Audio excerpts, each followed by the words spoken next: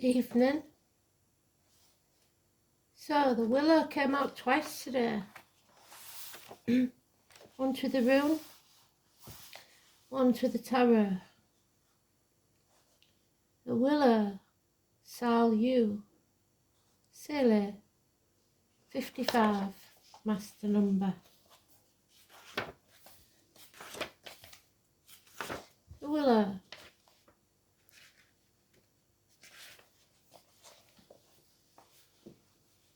Number 5, the moon. We had the number 5 in the cards, didn't we?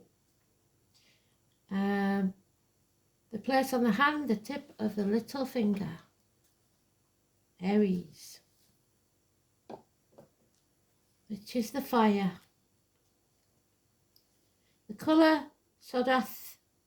It's a fine colour. The stone is the ruby, the pearl, and the moonstone. Again, the moon. The bird is the sedge or hawk. The goddess Hecate, and we had Hecate, didn't we, at the crossroads. Circe, Hera, Minerva. The symbol is the feathers, so watch for the feathers from spirit. White feathers always mean positive energy. The planet is the moon. Well done, spirit. And the metal, silver. We talked about the silver bullet and the silver angel, didn't we? The day of the week is Monday, and the musical note is B. The message is enchantment, symbolises death, and we had that as changes and the bringer of life. Lucky for journeys, and we had travel, didn't we? The word organ, flow, hue of the lifeless, activity of bees, beginning of honey. And we talked about honey yesterday, I believe. So a spoonful of honey every day can't hurt, can it? The willow, wild oat, Scleranthus, Serrato combined. Willow is sacred to Hecate, Circe, Hera, Persephone, who are all death aspects of the triple goddess. Persephone was in it as well, the high priestess. The words Wicca, witchcraft, and witches, all possibly derived from the old word for willow. The druidical sacrifice were also offered in wicker baskets. Willow gave its name to Helicon, the abode of the 9 muses. We had the 9 cups, didn't we? Who were orgiastic priestesses of the moon goddess. A willow tree grew outside Zeus's Cretan cave where he was born. It is a tree that loves water the most. It is sacred to moon goddesses, givers of dew. The bark is good for pain, arthritic and rheumatic. It is a tree of enchantment. Willow is sacred to Minerva, a moon goddess. It is a season of Beltane. Beltane is April the 30th. So, we also have a pub where I come from called the Minerva. Sail is the feminine, the moon, the water, the line, the burial places, and has a symbolic association with death. It is used to attract love, magical wands for moon magic. It guards against evil, healing spells, brooms, besoms, traditionally bound in willow. The willow is a sign of your intuition and imagination, and we're going to do some scrying in a minute, so we'll need that. It is the unfolding of our powers, including psychic and intuitive. The willow is the gift of cunning, of the skillful and subtle use of your mental powers to have your aims met. You are urged to seek out the hidden forces in your life. The challenge of the willow is the tendency to ignore your unconsciousness, hidden aspects of your personality. You may be ignorant of an important aspect of yourself. Awaken to possibility and embrace the fertile aspect of your mind. North America and Europe is home to a large number of willow species. 2 are the white willow and the crack willow. White willow is named so because of the whitish undersides of its leaves, and the crack willow because its branches tend to crack off. Both grow along with poplars and alders beside lowland rivers, so again the body of water. I am a hawk on a cliff. For this lunar cycle, Imogen sings, I am a hawk on a cliff. The hawk is the second of the 4 sacred animals to be mentioned in his recitation. Again, we are faced with an edge, a boundary between the light and the dark, the halves of the year. It is in this cycle that we cross the boundary again, but this time it is different. Instead of a gloomy sea and the shore on which it pounds, looking into the uncertainty of darkness, we now look out to a sun-bright earth, and there sits our hawk of awakened consciousness. And the hawk is also Aries in some ways, or Scorpio, which we had both. This hawk is the final catalyst in the change from dark to light. It is her decisive, so your decisions, willed action that liberates our growth energy from confinement and allows this action-filled and fertile season of summer to become manifest. We are feeling this is our desire for action, and we had the action man in there, didn't we? We gradually gather ourselves while germinating in the dark. We have taken the energies of the water, air and fire, and now we are ready to take form, bursting out of our shells, expressing our own will, to manifest what it is that we have been storing within ourselves. As the moon waxes, we see the boundary in front of us. We see within our mind that which we are about to manifest. The hawk waits like a beacon, calling us to come forward and fulfill our desires. With the full moon, which is on the 18th, we've been there, haven't we? We are standing at the edge and have come face to face with the hawk of awakening. Let us identify with her and take on her limitless, boundless energy. Then as the moon wanes, let us follow her on our quest, enjoying the warmth of summer, growing into our fullness. Grab hold of this wondrous sense of adventure she offers. I am a hawk on a cliff, poised before the fray. In the dance of death, dance of life, the hunter and the prey. Flashing feathered streak, wicked beak, swift as the eye can see, straining every nerve, downward swerve in glorious artistry. Bright the open sky in my eye, so again the eye, but blood is on my breath. Thunder shakes the sky as I fly. In all of life is death. On the earth, in the air, through the fire and the water, I am Skill, the willow moon's daughter. Hecate was originally said to be the daughter of Titans, Perseus and Asteria. At a later time, her parentage was given as Zeus and Hera. The Greeks called her the Hag of the Dead.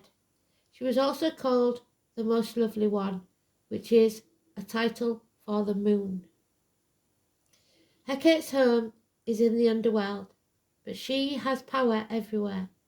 She is a goddess of the moon, of the underworld, and of magic. Also, she is considered the protectress of flock and of sailors. The owl is her messenger, the willow her tree. It is said that she rides a chariot pulled by dragons.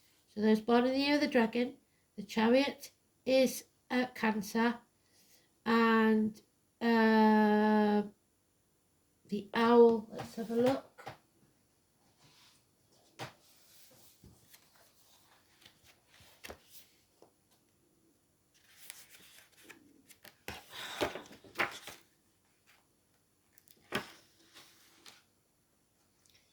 _23rd of November to the 21st of December, which is Sagittarius. again.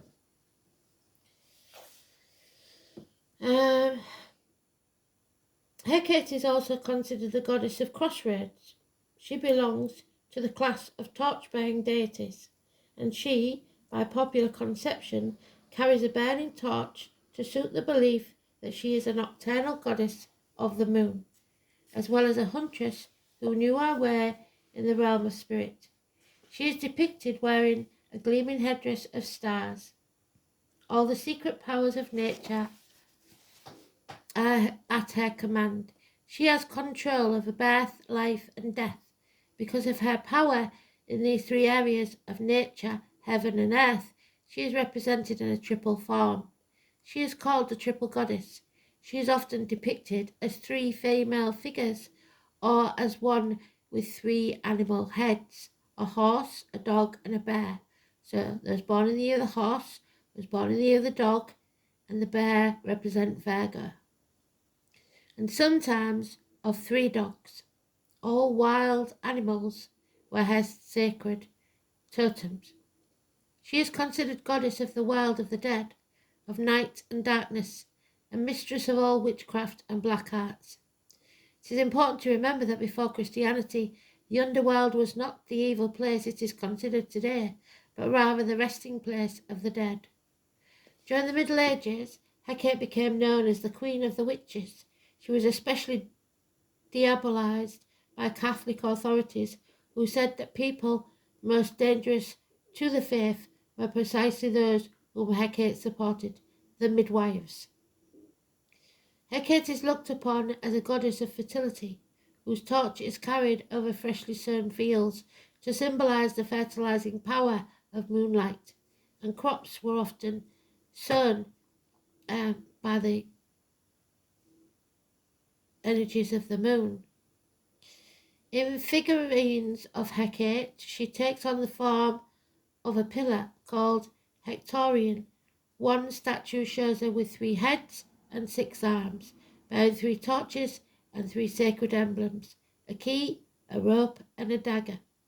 With the key to the underworld, Hecate unlocks the secrets of the occult mysteries and knowledge of afterlife. The rope symbolizes the umbilical cord of rebirth and renewal, and the dagger, or athame, is a symbol of ritual power. Hecate is the protectress of far-off places, roads and byways. At night, during the dark moon, Hecate can be seen walking the road with her howling dogs and torches. In Greece, statues of her stood at crossroads, where the travellers faced 3 choices. Food offerings, called Hecate's supper, were left there late at night on the eve of a full moon. The person leaving the food walked away without looking back, for they were afraid to confront the goddess face to face. This was a way of honouring the threefold goddess, where one could look 3 ways at once. In stories of Hecate, she is often accompanied by her dogs, by Hermes and her priestesses. So Hermes could be the parcel, the postman. Circe and Medea, who are said in some histories to be Hecate's daughters, her dog, who is a sacred animal, was offered to her as a sacrifice. The appearance of black howling dogs at night meant that Hecate was near, and their barking announced her approach. Hecate and her dogs were said to journey over the graves of the dead to search for souls of the departed, and they carry them to refuge in the underworld. Hecate also enjoys the company of the fairies. It is said that the fairies hound and punish offenders who broke the taboo of insult, disobedience, or violence to a mother. The ruby is a stone of passion. Care must be taken when using the crystal because it can bring negativity and anger to the surface. Ruby should be used with the knowledge of how to gain from the experience it brings. Allow the anger or negativity to come to the surface, then let it dispel, never to trouble you again. Be purified by the experience, not overwhelmed. Ruby can also amplify positive energies. It is said to boost the positive aspect that you already possess. Use this reserve of positive energy to help you overcome the negative energy that ruby might allow to the surface. Ruby's vibration energizes. It is said to stimulate visualization and motivation. This effect can allow you to be more realistic in your expectations and more honest in your intentions. Ruby intensifies the life force energy that we all possess, stimulating the will to live and enhancing your innate survival instinct. They can help to cleanse and stimulate the heart and also help in matters of love. This effect includes the love of oneself. It can help you overcome the fear of rejection, allowing you to pursue love more openly. At the same time, it can help you gain control over amorous desires, tempering them with more realistic expectations. Physically, ruby is said to alleviate chronic fatigue. It also may help overcome disease caused by environmental toxins. They are said to benefit the heart, the circulatory system, and help detoxify the blood and the body. And we had the heart mentioned. Moonstone's energy is soothing and nurturing. It can help calm and prevent overreaction to personal situations that involve your emotions, which was mentioned, wasn't it? Moonstone energies are feminine in nature. They can help us all become more sensitive and loving. The subtle energies of Moonstone can help to open and cleanse your heart. They are soothing and healing to the mind, emotions, and body. Although Moonstone is seen as a feminine influence, it can also help balance aspects of yourself, making Moonstone a good choice for men who could benefit from being more sensitive and better able to express their love. In India, Moonstone is considered sacred. It is said to bring good fortune, but more importantly, it is seen as a tool to promote spiritual enlightenment. Moonstone can help you become more intuitive. It can also boost psychic ability. Moonstone has a powerful effect on women's menstrual cycles. Women are cautious about wearing or carrying Moonstone at times of the full moon or when they are menstruating. The hawk is the messenger, attributed with responsibility. He teaches us to observe, receive signals, and grab any and all opportunity. Hawk brings a connection with a far-reaching memory. Hawk is the ancestor's soul. The sparrowhawk is about the same size as a kestrel and has a similarly long tail, but its wings are rounded, not pointed tip, and are shorter, as if not fully extended. Whether soaring or gliding, sparrowhawks have a characteristic flap-flap glide action. After the kestrel, they are the second commonest raptor in Britain, occurring largely in areas where there are trees. They are not present in the Hebrides, Orkney or Shetland Islands. Some birds occur on passage and in winter from the continent. Beautiful. All fits, doesn't it? Thanks for listening. Speak soon. Bye.